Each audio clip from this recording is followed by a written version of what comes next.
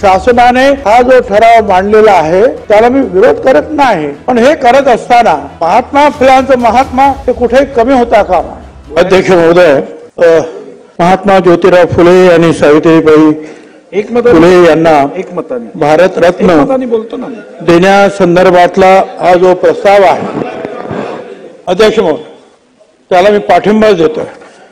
परंतु एक गोष्ट मला इथे नमूद करायची आहे, महात्मा हे साधारणपणे आपण जर पाहिलं तर दोन महात्मा, एक महात्मा गांधी आणि एक महात्मा ज्योतिराव फुले, हे दोन महात्मा आहेत। भारतरत्न आहेत, अनेक भारतरत्न आहेत, पण महात्मा त्याच्यावरती आहे। महात्मा ही जनतेनं राष्ट्राने त्यांना दिलेली पदवी आहे, ती सर्व मान्य करण्यात आलेली आहे, याला मी विरोध करत नाही, पण हे करत असताना महात्मा फुलांचं महात्मा हे कुठे कमी होता कामा नये।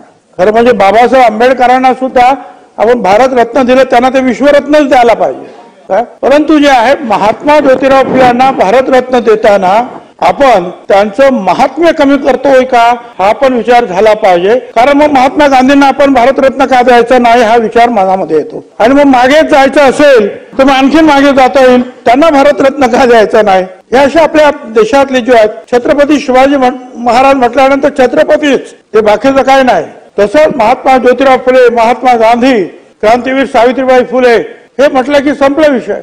पण तरी सुद्धा शासनाने हा जो ठराव मांडलेला आहे त्याला मी विरोध करत नाही, पण हे करत असताना आपण सगळ्यांनी ही गोष्ट सुद्धा लक्षात ठेवणं आवश्यक आहे की आपण महात्मा गांधी आणि महात्मा ज्योतिराव फुले याच्यातलं महात्मा जे आहे कुठे कमी होणार नाही याची काळजी आपल्याला घ्यायला पाहिजे। धन्यवाद।